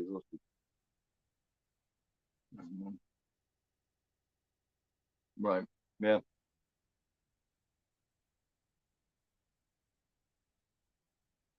We're trying like a motherfucker to get to them. See, that's the bad thing about him coming up through that hole, man, is that let them all down there.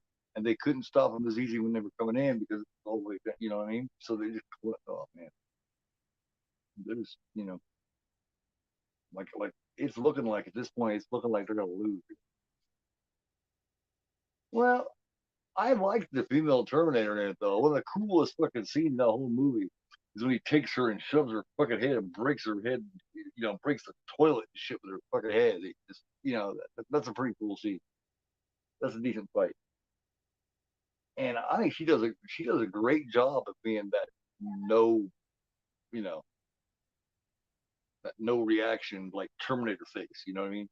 Like not quite as good as Robert Patrick did, but she did all right. Yeah, yeah, yeah. Wilson's the reason they're still alive. And they survived. No doubt about it. William Wilson did. Yep.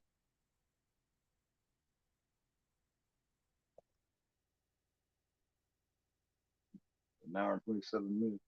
3 minutes left. Yeah, yeah,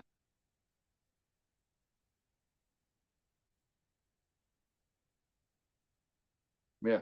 It was basically just Rise of the Machines. Yeah, man. I was so disappointed, man, when Sarah Connor came back, man. Because she wasn't the same Sarah Connor, and well, they started it out so fucking stupid. They got John killed right the fuck away, which completely contradicted everything that had been going on, and the whole story. That changed the whole story. It's ridiculous. Oh, yeah, hey, Eric. Yeah, I see where it had an amazing ending. I didn't see your name there. What's going on, brother? How you doing? Yeah, it did have a good ending. Yeah, I'm disappointed, man. Brought Linda Hamilton back to do that bullshit.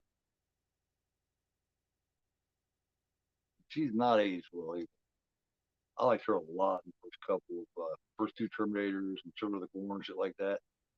I definitely had the hots for Linda Hamilton.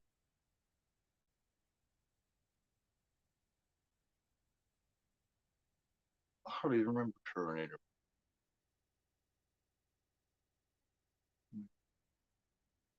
Wasn't that the one with Christian Bale and shit?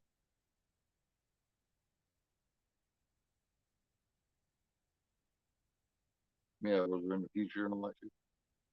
Yeah, she does look really rough. Now I seen a trailer with Jodie Foster in it. And talk about looking rough. Damn, she's only like 60. She looks like I'm 75 years old, man. Damn. I mean, I guess I can't talk much. But you know what I'm saying? Yeah, yeah. I thought it's that Terminator Salvation. Yeah. Well, there's what, six of them or something? No, this is way too many. You know, like Schwarzenegger is. He's on record saying, time to hang Terminator up. Or you just, it's time to hang that shit up. We don't. In other words, he's not playing Terminator, regardless if he's fucking Uncle Terminator or whatever the hell they might. Yeah. Oh man.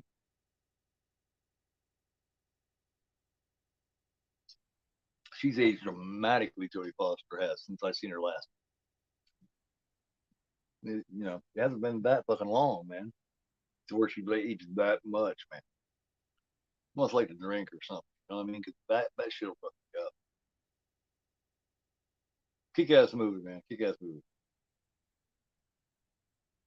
I thought it'd make a great Sunday matinee. You know what I mean? Hey, go on, explore. Yeah, just finishing up Soul on Precinct 13. And ends this great fucking shit. You know what I mean? He went real simple with the soundtrack to this one. It's mainly just the song with just different little variations of it, going through. I love this steelbook, this screen factory steelbook. But shit, I love it. On the inside, it's all red because one thing. Got smoke.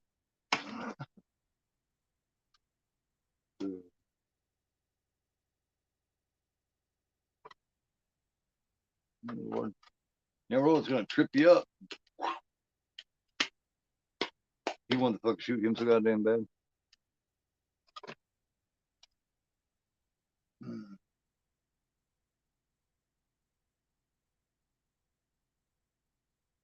Oh, yeah. They just walked out talking shit. They definitely left there with a good respect for each other. You know what I mean? Made the cop realize, 'cause, well, he was an open minded guy anyway. He was a cool dude anyway. So if you're not stupid with him, he's gonna be cool with you. You're not gonna be one of those cops that treat you like shit just because you committed crime. You know what I mean? Like most people. He's actually a cool, good guy. And he come to find out that William Wilson, even though he's a criminal and shit, he was actually a good guy. Like I said before, just because somebody's a criminal, I've known criminals, many criminals, that were better people than the cops that I met, and you could tell that shit, man. That were better people. They just because somebody breaks the law doesn't make them a fucking monster, you know. That's the ignorant way of thinking that a lot of people have been trained to think, and it's not a fair. It's not fair. It's not accurate. Oh yeah, and he could be accused. Yeah, that's rough. He's got a really good cast too. Now, I've never been a big fan of Kelly McGillis. Never, never liked her much. You talk about somebody who went from somewhat attractive to only a couple of years later being not attractive at all. That's Kelly McGillis, man. She went from Top Gun and then accused was what 2 or 3 years later, and it was like, what happened to you? But Zoe Foster, yeah, she did such a great job. I do believe that was her first Oscar win, wasn't it? Great thing though. Yeah. No, I mean, you know, it was necessary. You know, what I mean, you had to have. You really did. You had to see the brutality. You had to see brutality, coldness and just them, you know what I mean, cheering it on and chanting. You had to have that. That scene was necessary in that movie. Rape scenes, if they're necessary to get the point across and to really make you understand the characters, then you should have it. But you shouldn't have it just to have it. Yeah, and it only took her a couple of years to look like that, Austin. You know what I mean? She was still young when she looked like that. It was only a couple of years off from Top Gun, for I say. Got me, man. First of all, I didn't think she was all that fucking great in Top Gun either. But she definitely is better than in the and that was somewhat the end of her career too, man. Something. Well, she got attacked. I think I do believe Kelly McGillis was attacked and suffered some kind of assault or rape, actually, something like that in between those. You know, um, made her go through a weird change. Her hair, from the way something happened. I don't remember. Something traumatic happened to her between Top Gun and the if I remember correctly. I'm almost 100% sure. So something fucked up happened to her during that time. I'll Google it later and check it out. If you guys are able to, you can do it right now. I mean, I can play it right now. Actually, on this. Hold on. Let me type in Kelly McGill. See what she went through. While we're all right here. Kelly McGill. Here it is. Let's see here. Okay. She can go. Okay, go to the career. 29, role. Oh yeah, I forgot she did the witness.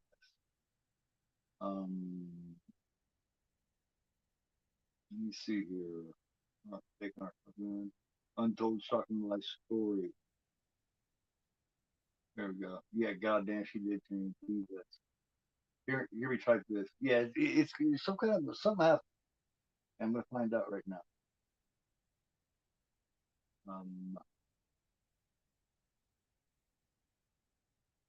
Let me see. Endings. It's sad and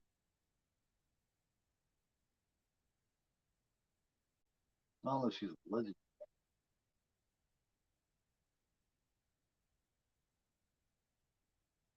Let's see, man. I'm trying to find it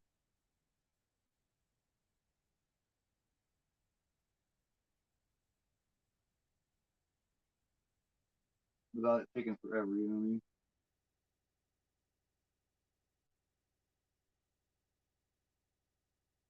Here, let me check in my bag. Oh, Kevin McGill is Trump. Let's try that. Okay. Oh, she had a home invasion. Yes. It says here we go. Here's a 2-minute thing on here. We'll see if I can get some volume here on this, and you guys can listen to it too.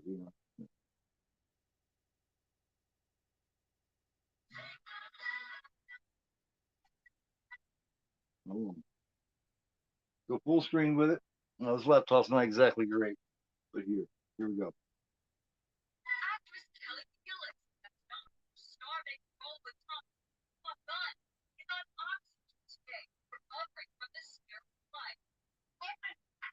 Help me, somebody in my house. Holy shit.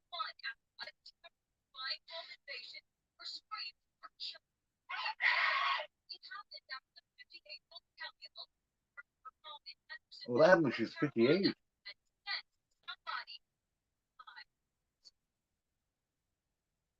Somebody busted into her house. She was 58. She was living in North Carolina, and somebody busted into her house. Is a woman. She suffered something else too earlier, but damn.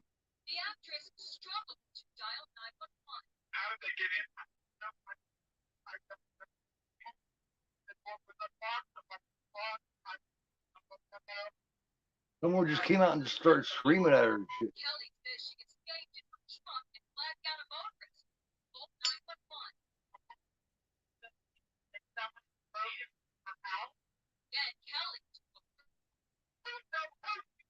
She's saying she knows me and I don't know anything about it. The woman busted in screaming at her saying she knows her. Yes, yeah, this is her call.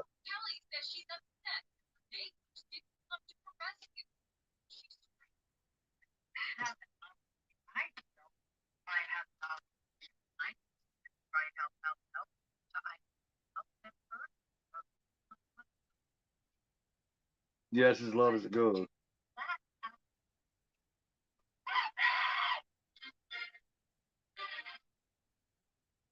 Damn, man. I thought she would do something. Something else happened to her at the Top Gun too. Right? Damn. Yeah, the woman. I guess some woman, random woman, busted into her house. She was like laying down, just kicking back, watching TV or something, right? You know, listen, you hear some, she's loud, like she could hear somebody coming in and busting in, and the woman ran in there, and she telling her she knew her and screaming at her and shit. She said, like Helen Gillis said, she never seen this woman in her life, and told me swore she knew her spirit. So she like escaped and got out, ran down and flagged somebody down. They picked her up, called 911, and the woman was chasing them down the fucking road.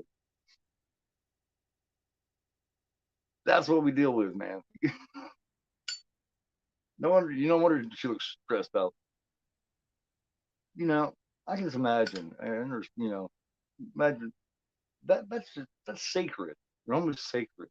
Someone busts into you see someone comes to your house, and you don't know they're coming in, or you don't want them to come in. That violates everything. It's the one place where you're safe, where you can be you, where nobody can fuck with you. So if you suffer a home invasion, you're talking about some, PTSD. I'll break a motherfucker's face off. I'd call fucking damn. I kill myself killing them. And she was all alone too, so who knows? I didn't find. When I get a little bit of time here, I'll look back in the mid '80s and I'll check it out real good, and I'll come up with it. And for like tomorrow night's show, um, tomorrow night's watch, I'll tell you guys what I found out. Okay, here we go. Okay. Oh, that's my old schedule. Okay, never mind. Well, my newer schedule here. I'm catching what the hell I'm doing. I should have it here. Yes, tomorrow night, at 11 o'clock, I'll be doing Halloween 2. It's the first time I've ever done Halloween 2, so should be interesting. And then Tuesday night, I'll be joined by a full panel Tuesday night, man. Um, Eric will be here from Hey Internet. Eric here. Um, see, Ninja, Ginger Ninja will be here with me. Russell Goyer will be here, and I think maybe even Juno 2000 will be here. So it's gonna be, and we'll be doing Friday 13th 09, the remake of Friday 13th. Ninja doesn't get to do it much, and he was really wanting to check it out. And Juno 2000 likes it a lot. I told him he's more than welcome. So we may have 5 motherfuckers up here Tuesday night. So sounds interesting. Sounds fun. Sounds different. You don't see me with the full panel much. You know what I mean? I usually don't like that, but I made an exception for Jason, for Ninja. He's a good friend of mine, and he's been really good. So I'll make an exception for him. But yeah, I hope you guys enjoyed it, man. Everybody take it easy. I definitely enjoyed watching it, and appreciate the conversation. Everybody was really entertaining. We had a really cool talk, man. Had a great day. You guys enjoy your football, whatever it is you're cooking out, your family day, just whatever, just relaxing, doing nothing the rest of the day. Take care of yourselves. Take care of each other, man. Love each other. You never know when one of us or somebody ain't gonna be around. So you got to do it while you can. So I'll catch you tomorrow night. Much love to you. I am Gorfo, and you are not. Great day.